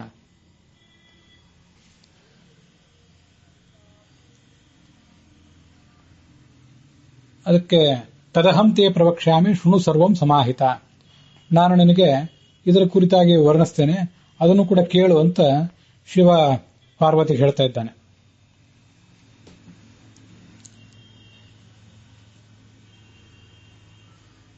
ಹಿಂದೆ ತಮ್ಮ ಹತ್ರ ಎಷ್ಟೇ ಧನ ಇರಲಿ, ಸ್ವಲ್ಪವೇ ಇರಲಿ ಬಹಳನೇ ಇರಲಿ, ವಿದ್ಯಾವಿನಯ ಸಂಪನ್ನರಾಗಿ, ವಿದ್ಯಾಶೀಲ ಸಂಪನ್ನರಾಗಿ, ದಾನ ಧರ್ಮಾದಿಗಳಲ್ಲಿ ನಿಯತರಾಗಿ, ಇನ್ನೊಬ್ಬರ ಮನಸ್ಸನ್ನು ತಿಳಿದು ದಾನ ಮಾಡಬೇಕು.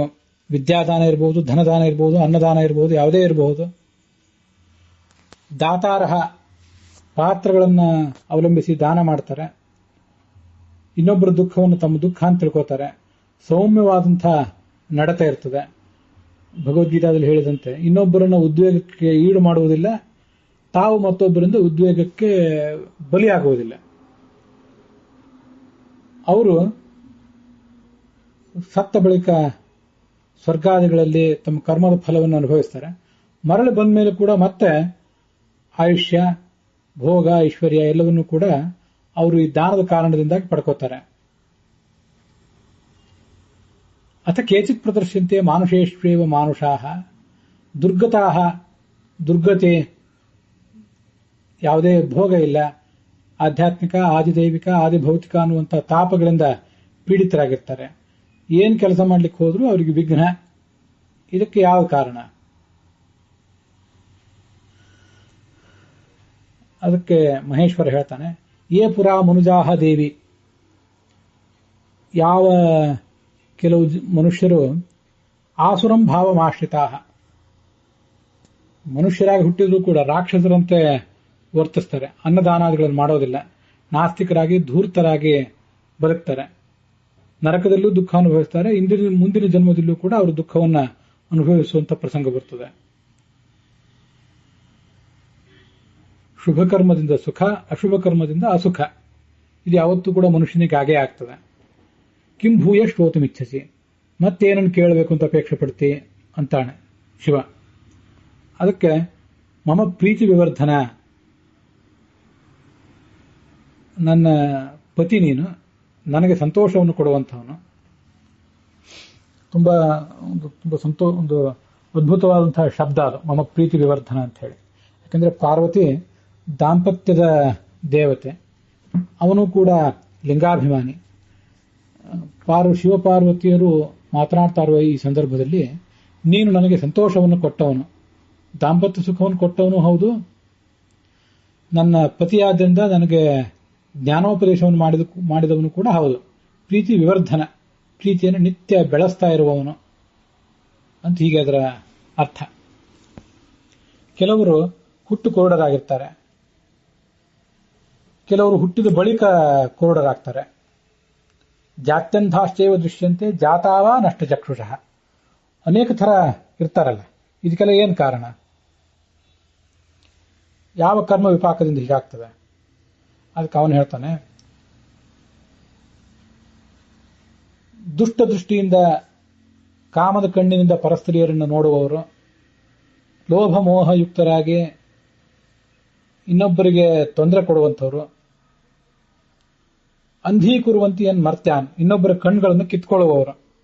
ಕಣ್ಣನ್ನೇ, ಈಗ ಇದೊಂದು ವಿಷಯ, ಅನೇಕ ಬಾರಿ ನಾವು ಇನ್ನೊಬ್ಬರಿಗೆ ಒಂದು ಆಯುಧವನ್ನು ಮತ್ತೇನೋ ತಗೊಂಡು ಇನ್ನೊಬ್ಬರ ಕಣ್ಣನ್ನೇ ಕಿತ್ಕೊಳ್ಳುವಂತ ಕೆಲಸವನ್ನ ಎಷ್ಟು ಮಾಡಿರ್ತೇವೆ. ಅಂತಹ ಪಾಪವನ್ನೇ, ಆ ನಿರ್ದಿಷ್ಟ ಪಾಪವನ್ನೇ ಮಾಡುವವರು ಬಹಳ ಕಡಿಮೆ. ಆದರೆ ಅದಕ್ಕಿಂತ ಹೆಚ್ಚು ಕ್ರೂರವಾದಂತಹ ಒಂದು ಪಾಪವನ್ನೇ ಮಾಡಿರ್ತಾರೆ. ಯಾರಿಗೆ ವಿದ್ಯಾದಾನ ಮಾಡಬೇಕಾಗಿತ್ತೋ, ಆ ವಿದ್ಯೆಯ ಮೂಲಕ ಕಣ್ಣನ್ನು ಕೊಡಬೇಕಾಗಿತ್ತೋ, ಅದನ್ನು ಕೊಡದೇ ಇರುವ ಮೂಲಕ ವಿದ್ಯಾಭ್ಯಾಸ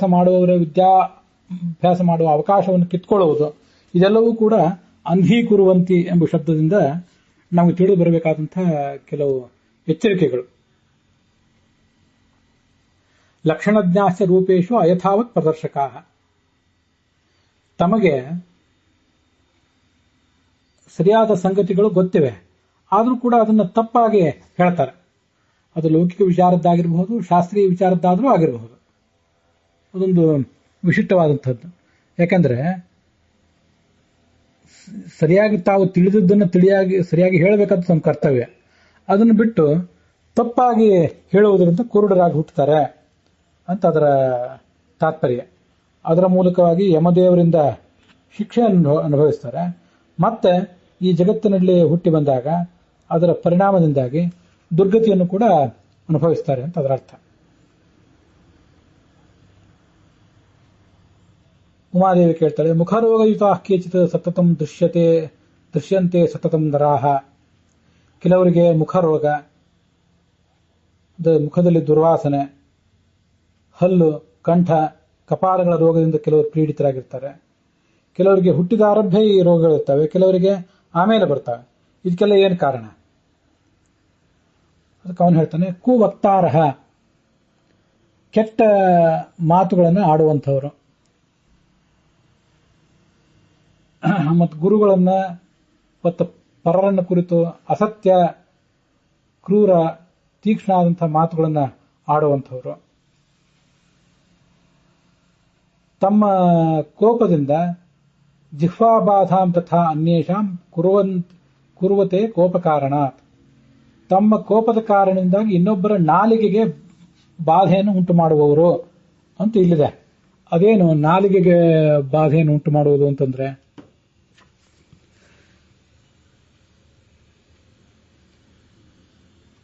ಅಂದ್ರೆ ಅದಕ್ಕೆ ಹೀಗೆ ಅರ್ಥ ಮಾಡ್ಕೊಳ್ಬಹುದು.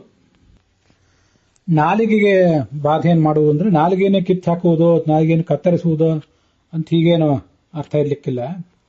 ಇನ್ನೊಬ್ಬರ ದನಿಯನ್ನ ಅಡಗಿಸುವ ಕೆಲಸ ಮಾಡುವವರು ಅಂತ ಅರ್ಥ. ಅವರು ಯಾರೋ ಅಂತಸ್ತಿನ ದೃಷ್ಟಿಯಿಂದ, ಅರ್ಥದ ದೃಷ್ಟಿಯಿಂದ, ಜ್ಞಾನದ ದೃಷ್ಟಿಯಿಂದ ಕಡಿಮೆಯವರಾಗಿದ್ದಾರೆ. ನಾವು ಆರ್ಥಿಕವಾಗಿ, ಬೌದ್ಧಿಕವಾಗಿ ಮತ್ತೆ ಅಧಿಕಾರದ ದೃಷ್ಟಿಯಿಂದ ಎತ್ತರದ ಸ್ಥಾನದಲ್ಲಿದ್ದೇವೆ. ಆ ಇನ್ನೊಬ್ಬರು ತಮ್ಮ ದುಃಖವನ್ನ, ತಮಗಾಗಿರುವಂತಹ ಶೋಷಣೆಯನ್ನ ಹೇಳಿಕೊಳ್ಳುವ ಒಂದು ಅವಕಾಶವನ್ನು ಅವ್ರಿಗೆ ಕೊಡಬೇಕು. ಅಂಥವ್ರು ಯಾವುದೇ ಅವಕಾಶವನ್ನ ಅವ್ರಿಗೆ ಕೊಡದೆ ಅವರ ಶೋಷಣೆ, ಅವರ ದಬ್ಬಾಳಿಕೆ ಮಾಡಿದವರು, ಅವರನ್ನ ಎಕ್ಸ್ಪ್ಲಾಯ್ಟ್ ಮಾಡಿದವರು, ಮತ್ತೆ ಸುಳ್ಳನ್ನೇ ಆಡುವಂಥವ್ರು. ನರಾಹ ಕಾರ್ಯವಿಷಯನವ, ತಮಗೆ ಪ್ರಸಂಗ ಬಂದರೆ ಯಾವುದನ್ನು ಹೇಗೆ ಬೇಕಾದರೂ ತಿರುಚಿ ಮಾತನಾಡುವಂಥದ್ದು ಅಂತ ಅದರ ಅರ್ಥ. ಹೀಗೆ ಯಾರು ಮಾಡಿರ್ತಾರೆ ಅವರು ಮುಖರೋಗದಿಂದ ಪೀಡಿತರಾಗಿರ್ತಾರೆ.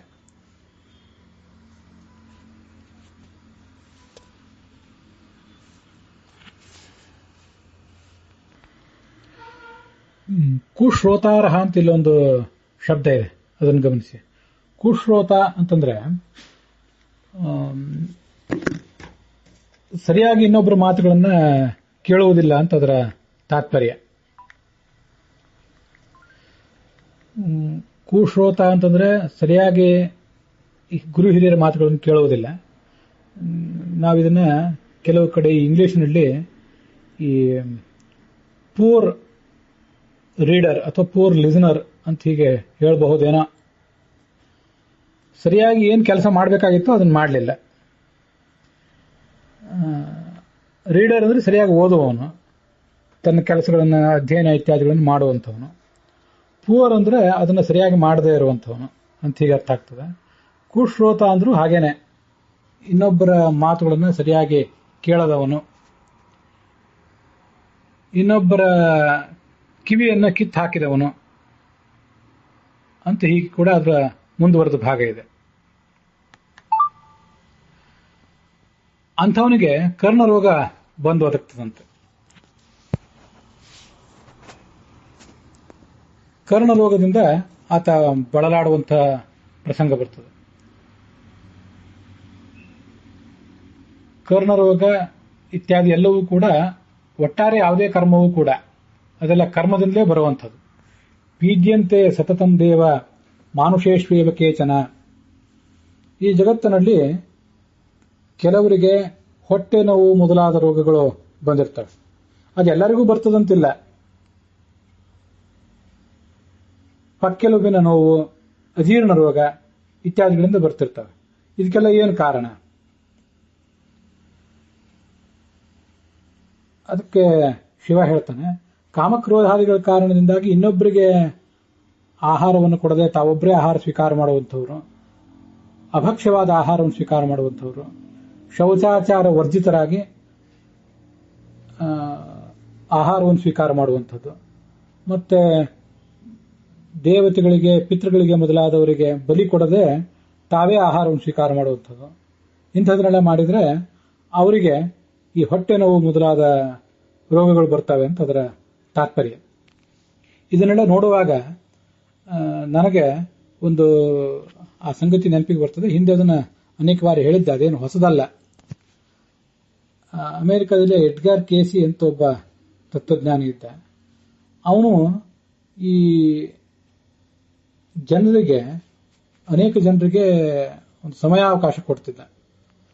ಅವರೆಲ್ಲ ಸಮಯಾವಕಾಶವನ್ನು ಪಡ್ಕೊಂಡಂಥವ್ರು ಅವನ ಹತ್ರ ಬಂದು ತಮಗೆ ಅಥವಾ ತಮ್ಮ ಸಂಬಂಧಿಕರಿಗೆ ಇಂಥ ಒಂದು ದುಸ್ಥಿತಿ ಬಂದು ಒದಗಿದೆ, ಆ ದುಸ್ಥಿತಿಗೆ ಏನು ಕಾರಣ ಅಂತೆಲ್ಲ ಇವನನ್ನು ಕುರಿತು ಪ್ರಶ್ನಿಸ್ತಿದ್ರು.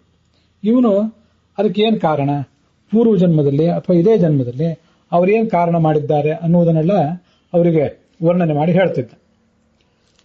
ಅದನ್ನೆಲ್ಲ ಆ ಸುತ್ತಮುತ್ತಲಿದ್ದವರು ಅನೇಕ ಜನ, ಕೆಲವರು ಪತ್ರಕರ್ತರು ಮೊದಲಾದವರು ದಾಖಲೆ ಕೂಡ ಮಾಡಿಟ್ಟಿದ್ದಾರೆ. ನಮ್ಮ ಕನ್ನಡ ಸಾಹಿತ್ಯದಲ್ಲಿ ಸ್ವಾಮಿ ಜಗದಾತ್ಮಾನಂದ ಅನ್ನೋರು ಬರೆದಿರುವಂತಹ ಬದುಕಲು ಕಲಿಯಿರಿ ಎನ್ನುವ ಪುಸ್ತಕದಲ್ಲಿ ಅಂಥ ಅನೇಕ ಘಟನೆಗಳ ಒಂದು ವರ್ಣನ ಕೂಡ ಇದೆ. ಬೇರೆ ಇಂಗ್ಲಿಷ್ ಪುಸ್ತಕ ಇತ್ಯಾದಿ ಕಡೆಗಳಲ್ಲೂ ಇರಬಹುದು. ಕನ್ನಡದಲ್ಲಿ ನಮಗೆ ಸಿಗುವಂಥದ್ದು ಅದು ಒಂದು ಸಾಹಿತ್ಯ. ಇನ್ನೊಬ್ಬರನ್ನ ನೋಯಿಸಿದ ಕಾರಣದಿಂದಾಗಿ,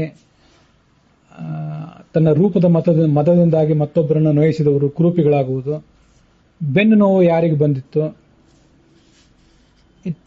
ಅವರು ಯಾವ ಪಾಪವನ್ನು ಹಿಂದೆ ಮಾಡಿದ್ರು, ಇದೆಲ್ಲವನ್ನು ಕೂಡ ಅಲ್ಲೆಲ್ಲ ದೀರ್ಘವಾಗಿ ವರ್ಣನೆ ಮಾಡಿದ್ದಾರೆ. ಮುಂದೆ ನಾವು ನೋಡಬೇಕಾದದ್ದು, ದೃಶ್ಯಂತೆ ಸತತಂ ದೇವ ವ್ಯಾಧಿಭಿಃ ಮೇಹನಾಶ್ರಿತೈಃ ಪೀಡ್ಯಮಾನಾಃ ತಥಾ ಮರ್ತ್ಯಾಃ ಅಶ್ಮರೀ ಶರ್ಕರಾದಿಭಿಃ ಕೇನ ಕರ್ಮ ವಿಪಾಕೇನ ತನ್ಮೇ ಶಂಸಿತುಂ ಅರ್ಹಸಿ. ಕೆಲವರು ಮೂತ್ರಕ್ಕೆ ಸಂಬಂಧಪಟ್ಟಂತಹ ರೋಗಗಳಿಂದ ಪೀಡಿತರಾಗಿರ್ತಾರೆ. ಅಶ್ಮರಿ ಮತ್ತು ಶರ್ಕರ ಮೊದಲಾದ ರೋಗಗಳು. ಒಬ್ಬರು ಅನುವಾದ ಮಾಡುವವರು ಅಶ್ಮರಿ ಅಂದ್ರೆ ಮೂತ್ರಕೋಶದ ಕಲ್ಲು, ಶರ್ಕರ ಅಂದ್ರೆ ಮೂತ್ರಪಿಂಡದ ಕಲ್ಲು ಅಂತ ಹೀಗೆ ಅದನ್ನ ಅನುವಾದಿಸಿದ್ದಾರೆ. ಅದಕ್ಕೆ ಏನು ಕಾರಣ, ಅದರ ಕುರಿತಾಗಿ ಹೆಚ್ಚಿನ ವಿಷಯಗಳನ್ನ ಈಗ ನಾವು ಮುಂದೆ ನೋಡೋಣ.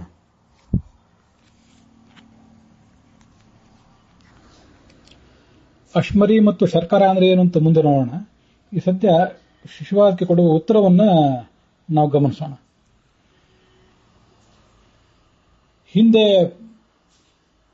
ಪರಸ್ತ್ರೀಯರನ್ನ ಬಲಾತ್ಕರಿಸಿದವರು, ಪ್ರಾಣಿಗಳ ಜೊತೆಗೆ ಮೈಥುನ ಮಾಡಿದವರು, ಕಾಮದೋಷದಿಂದಾಗಿ, ರೂಪದ ಮದದಿಂದಾಗಿ, ಅಧಿಕಾರದ ಮದದಿಂದಾಗಿ ಕನ್ಯೆಯರ ಮತ್ತೆ ವಿಧವೆಯರ ಸಂಗ ಮಾಡಿದಂಥವರು, ಅಂಥವರು ಮತ್ತೊಂದು ಜನ್ಮದಲ್ಲಿ ಇಂಥ ಮೂತ್ರಾಂಗಕ್ಕೆ ಸಂಬಂಧಪಟ್ಟಂತಹ ಅನೇಕ ರೋಗಗಳಿಗೆ ತುತ್ತಾಗ್ತಾರೆ ಅಂತ ಶಿವ ಅದನ್ನು ವಿವರಿಸಿದ್ದಾನೆ. ಇಲ್ಲಿ ಆ ಅಶ್ಮರಿ ಮತ್ತು ಶರ್ಕರ ಅನ್ನೋದ್ರ ಬಗ್ಗೆ ನಾವು ನೋಡಬೇಕಂತ ಕೆಲವು ಸಂಗತಿಗಳನ್ನ ನೋಡೋಣ. ಅಶ್ಮರಿ ಮತ್ತು ಶರ್ಕರ ಇವೆರಡೂ ಕೂಡ ಹೆಚ್ಚು ಕಡಿಮೆ ಒಂದೇ ರೀತಿಯಾದಂತಹ ರೋಗಗಳೇ. ಒಂದೇ ರೋಗಕ್ಕೆ ಒಂದು ಬೇರೆ ಬೇರೆ ಹಂತದಲ್ಲಿ ಇಂಥದೊಂದು ಹೆಸರನ್ನ ಕೊಡ್ತಾರೆ. ಮೂತ್ರಕೃಚ್ಛ ಅಂತ. ಮೂತ್ರಕೃಚ್ಛ ಅಂದ್ರೆ ಮೂತ್ರ ಮಾಡಲಿಕ್ಕೆ ಕಷ್ಟ ಆಗುವಂತಹ ಒಂದು ಪ್ರಸಂಗ. ಅದರ ಬಗ್ಗೆ ವರ್ಣನೆ ಮಾಡುವಂತಹ ಒಂದು ಭಾಗ. ಈಗ ನಾನು ನೋಡ್ತಿರೋದು ವೈದ್ಯಕ ಪಥ್ಯಾಪಥ್ಯ ವಿಧಿ ಗ್ರಂಥ ಅಂತ. ಅಲ್ಲಿ ಒಂದ್ ಕಡೆ ಇದ್ರ ಬಗ್ಗೆ ಎಲ್ಲ ವರ್ಣನೆ ಮಾಡಿದ್ದಾರೆ.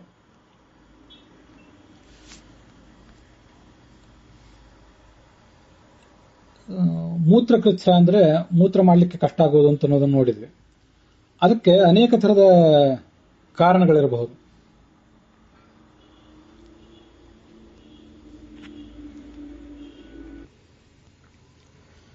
ಅಥ ಮೂತ್ರಕೃಚ್ಛಾಧಿಕಾರ ಪ್ರಾರಭ್ಯತೆ. ಮೂತ್ರದ ಕುರಿತಾದ ಸಮಸ್ಯೆಗಳನ್ನು, ಅದರ ಪರಿಹಾರಗಳನ್ನು ವರ್ಣನೆ ಮಾಡುವಂತಹ ಒಂದು ಭಾಗ ಇದು. ಅತಿಯಾದ ವ್ಯಾಯಾಮ, ತೀಕ್ಷ್ಣವಾದಂತಹ ಔಷಧ, ಮದ್ಯ, ಕುದುರೆ, ಅತಿಯಾದಂತಹ ನೃತ್ಯ ಮೊದಲಾದದ್ದು, ಧೃತಪೃಷ್ಠಯಾನಾತ್ ವೇಗವಾದ ಕುದುರೆ ಸವಾರಿ ಅತಿಯಾಗಿ ಮಾಡುವುದು ಇತ್ಯಾದಿ ಕಾರಣಗಳಿಂದಾಗಿ, ಅಧ್ಯಶನ ಅತಿಯಾದ ಭೋಜನ ಇತ್ಯಾದಿ ಕಾರಣಗಳಿಂದಾಗಿ ಈ ಮೂತ್ರದ ಸಮಸ್ಯೆಗಳನ್ನು ಮನುಷ್ಯ ಎದುರಿಸಬೇಕಾಗ್ತದೆ ಅಂತ ಹೇಳ್ತಾರೆ.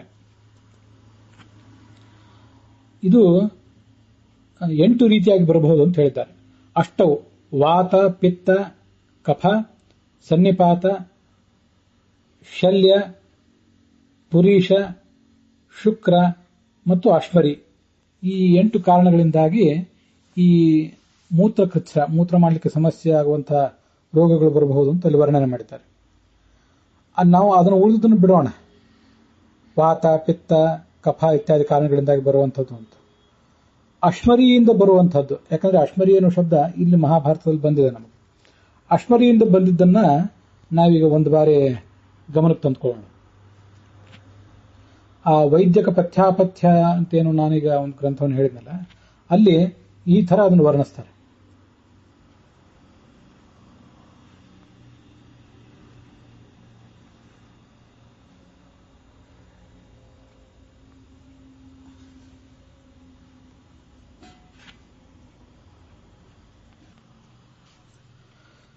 ಅಶ್ಮರೀಜಮಾಹ ಅಶ್ಮರಿ ಹೇತುಕಂ ಚಾಪಿ ಮೂತ್ರಕೃಚ್ಛ ಉದಾಹೃತಂ.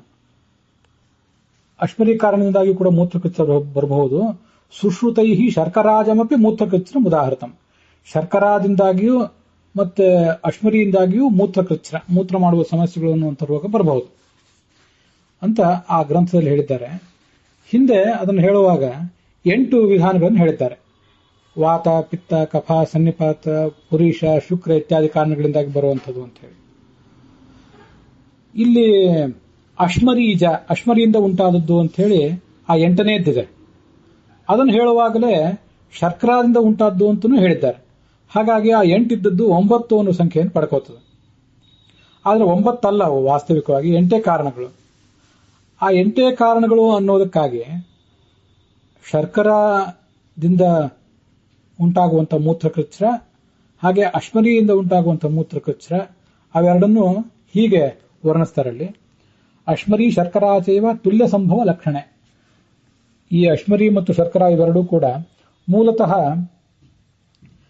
ಅದರ ಕಾರಣದ ವಿಚಾರವನ್ನು ನೋಡಿದ್ರೆ ಒಂದೇ ಆಗ್ತವೆ, ಒಂದೇ ಕಾರಣದಿಂದಾಗಿ ಬರುವಂಥವು. ನಮಗೆಲ್ಲ ಗೊತ್ತಿದೆ, ಈ ಹಾರ್ಡ್ ವಾಟರ್, ಕ್ಯಾಲ್ಸಿಯಂ ಬಹಳ ಇರುವಂತಹ ಹಾರ್ಡ್ ವಾಟರ್ ಅನ್ನು ಕುಡಿದ್ರೆ, ಅದರ ನಿರಂತರವಾದ ಸೇವನೆ, ಮತ್ತೆ ಕೆಲವು ಪದಾರ್ಥಗಳು ಕ್ಯಾಲ್ಸಿಯಂ ಅಧಿಕ ನಿಕ್ಷೇಪವುಳ್ಳಂತಹ ಕೆಲವು ಪದಾರ್ಥಗಳನ್ನು ಸೇವಿಸಿದರೆ ಅವೆಲ್ಲ ಸರಿಯಾಗಿ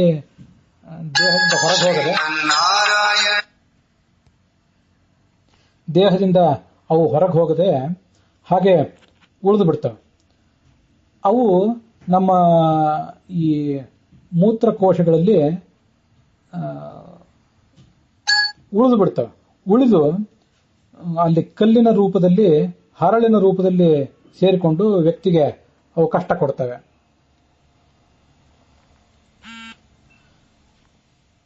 ಅಂಥ ರೋಗಗಳೆಲ್ಲವೂ ಕೂಡ ಮೂತ್ರಕೃಚ್ಛವಾಗಿ ಪರಿಣಮಿಸುತ್ತದೆ, ನಮಗಿದು ಅಲ್ಲಿ ಗೊತ್ತಾಗುವಂತೆ.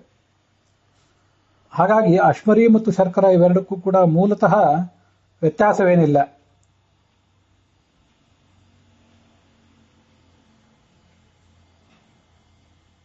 ತುಲ್ಯ ಸಂಭವ ಲಕ್ಷಣೆ.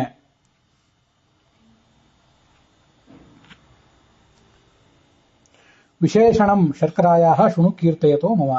ಆದರೆ ಶರ್ಕರಕ್ಕೆ ಸ್ವಲ್ಪ ವ್ಯತ್ಯಾಸ ಇದೆ. ಪಚ್ಯಮಾನ ಅಶ್ಮರಿ ಪಿತ್ತಾತ್ ಶೋಷ್ಯಮಾನ ಚ ವಾಯುನ ವಿಮುಕ್ತ ಕಫಸಂಧಾನ ಕ್ಷರಂತಿ ಶರ್ಕರ ಮತ. ಈ ಕ್ಯಾಲ್ಸಿಯಂ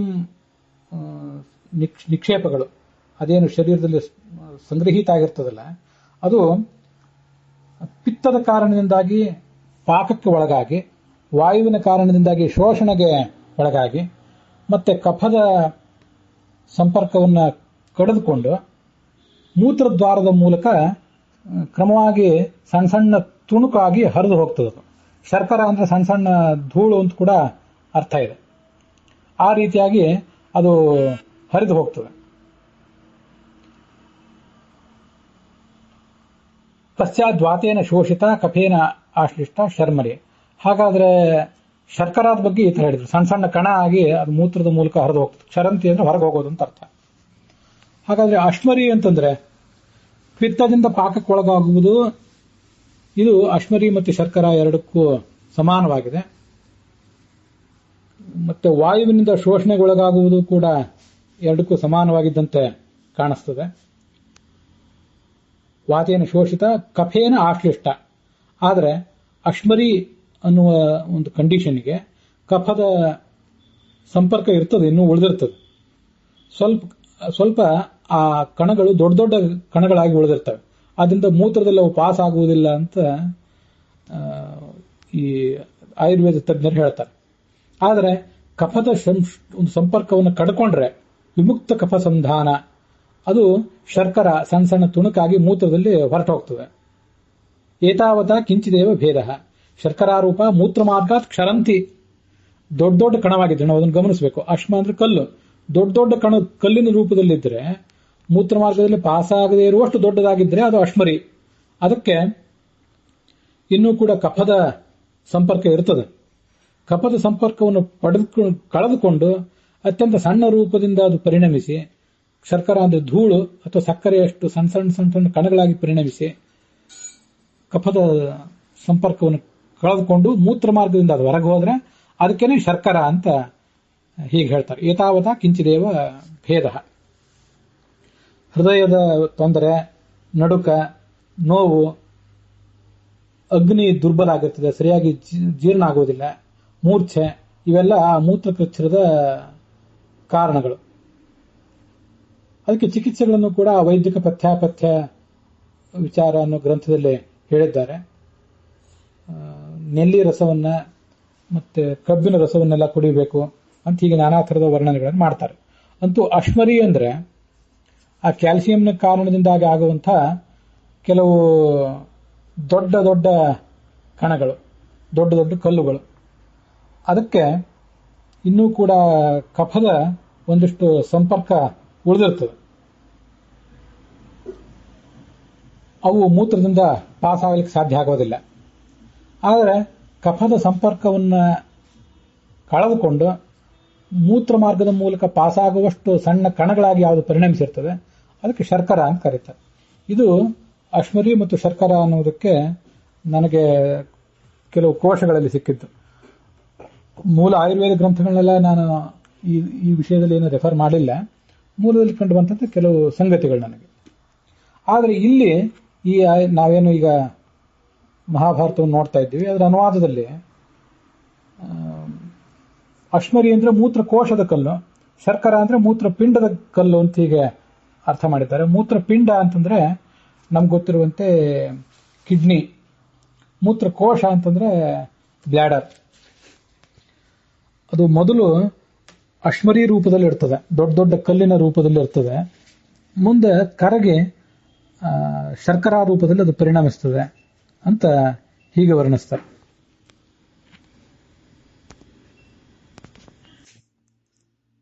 ಹೀಗೆ ಈ ಅನುವಾದದಲ್ಲಿ ಕಾಣಿಸುವಂತಹ ಒಂದು ವಿಷಯ ಏನಿದೆ ಅದ್ರ ಬಗ್ಗೆನೂ ಕೂಡ ಹೀಗೆ ತಿಳ್ಕೊಳ್ಬಹುದು. ಮೂತ್ರಕೋಶ, ಅದರಲ್ಲಿರುವಂತಹ ಕಲ್ಲಿಗೆ ಅಶ್ಮರಿ ಅಂತ ಕರೀತಾರೆ. ಬ್ಲ್ಯಾಡರ್ ನಲ್ಲಿ, ಮೂತ್ರಕೋಶ ಅಂದ್ರೆ ಬ್ಲ್ಯಾಡರ್, ಅಲ್ಲಿ ಇರ್ತದೆ ಮೊದಲು ಈ ಕ್ಯಾಲ್ಸಿಯಂ ನಿಕ್ಷೇಪ. ಅಲ್ಲಿಂದ ಮುಂದೆ ಮೂತ್ರಪಿಂಡ, ಕಿಡ್ನಿ ಇತ್ಯಾದಿಗಳ ಮೂಲಕ ಅದು ಹೊರ ಹೋಗ್ತದೆ. ಆ ಕಿಡ್ನಿಗೆ ಬರುವುದು, ಮೂತ್ರಪಿಂಡಕ್ಕೆ ಬರುವುದು ಅದರ ಎರಡನೇ ಸ್ಟೇಜ್. ಅದನ್ನೇ ಇಲ್ಲಿಯೂ ಕೂಡ ಮೊದಲು ಅಶ್ಮರಿ ಅಂತ ಹೇಳಿದ್ದಾರೆ, ಆಮೇಲೆ ಶರ್ಕರ ಅಂತ ಹೇಳಿದ್ದಾರೆ. ಅರ್ಥಾತ್ ಮೊದಲು ಮೂತ್ರಕೋಶದಲ್ಲಿ ಇದ್ದು ಮುಂದೆ ಮೂತ್ರಪಿಂಡಕ್ಕೆ, ಬ್ಲ್ಯಾಡರ್ನಿಂದ ಕಿಡ್ನಿಗೆ ಬರ್ತದೆ ಅಂತ ನಾವು ತಿಳ್ಕೊಳ್ಬಹುದು. ಅನೇಕ ಜನ ವೈದ್ಯರನ್ನ ಸಂಪರ್ಕಿಸಿ ಮತ್ತೆ ಕೆಲವು ಕೆಲವು ಕೋಶಗಳಲ್ಲಿ ಬಂದುವುದನ್ನು ಕೂಡ ಸಾಧ್ಯ ಆದಷ್ಟು ನೋಡಿ ನಾನು ಹೇಳುವ ಪ್ರಯತ್ನ ಮಾಡಿದ್ದೇನೆ. ಇದ್ರ ಬಗ್ಗೆ ಇದನ್ನು ಕೇಳಿದಂಥವರು ವೈದ್ಯರು ಮೊದಲಾದವರು ಇನ್ನೂ ಹೆಚ್ಚಿನ ವಿಷಯಗಳನ್ನು ತಿಳಿಸಬೇಕು. ಅದಲ್ಲದೆ ಇದರ ಕುರಿತಾಗಿ ಲೇಖನ ಸಿದ್ಧಪಡಿಸುವಾಗ ಇನ್ನೂ ಹೆಚ್ಚು ಅಧ್ಯಯನ ಮಾಡಲಿಕ್ಕೆ ನನಗೆ ಸಾಧ್ಯ ಆಗಬಹುದು. ಅದನ್ನ ಆವಾಗ ಹೇಳುವಂತಹ ಪ್ರಯತ್ನ ಮಾಡ್ತೇನೆ. ಇಲ್ಲಿಗೆ ಆ ರೋಗದ ಬಗ್ಗೆ ಅವನೇನು ವರ್ಣನೆ ಮಾಡಿದ. ಮೂತ್ರಾಶಯಕ್ಕೆ ಸಂಬಂಧಪಟ್ಟ ರೋಗಗಳು ಯಾಕೆ ಬರ್ತವೆ ಅಂತ ಅನ್ನೋದ್ರ ಬಗ್ಗೆ ವರ್ಣನೆ ಮಾಡಿದ ಶಿವ. ಆ ಅಧ್ಯಾಯದ 23 ಶ್ಲೋಕಗಳು ಇಲ್ಲಿಗೆ ಸಮಾಪ್ತವಾಗಿವೆ. ಇವತ್ತಿನ ಈ ಭಾಗವೂ ಕೂಡ ಇಲ್ಲಿಗೆ ಸಮಾಪ್ತವಾಗಿದೆ.